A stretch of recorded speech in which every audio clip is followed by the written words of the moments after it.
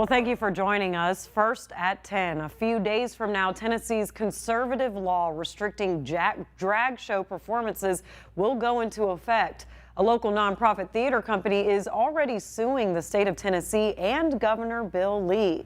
Now, they say the bill he signed into law criminalizing public drag performances violates the Civil Rights Act of 1871.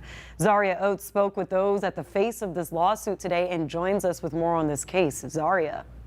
Pepper, while quite a few states have brought up laws that could restrict drag shows, Tennessee's law goes into effect April 1st, just at the end of this week. So the Friends of George's Theater Company is working with a group of lawyers to prevent the law from going into effect. And something their attorney is adamant about is how this law impacts First Amendment rights. You have, I have, and Friends of George's has the right to free expression.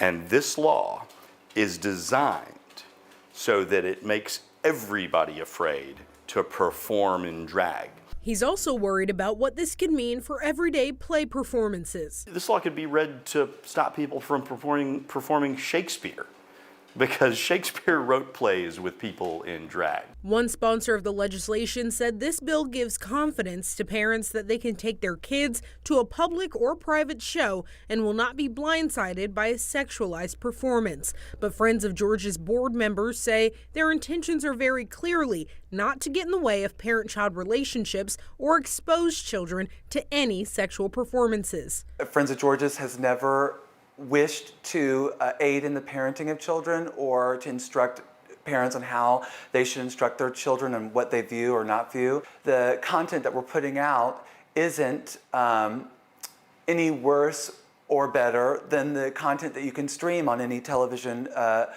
program available on all networks. Their attorney insists this law is yet another distraction from signing other legislation into law. They want to distract us from the children who were just murdered in their school where they should have been safe, because they don't want to address gun violence in this state.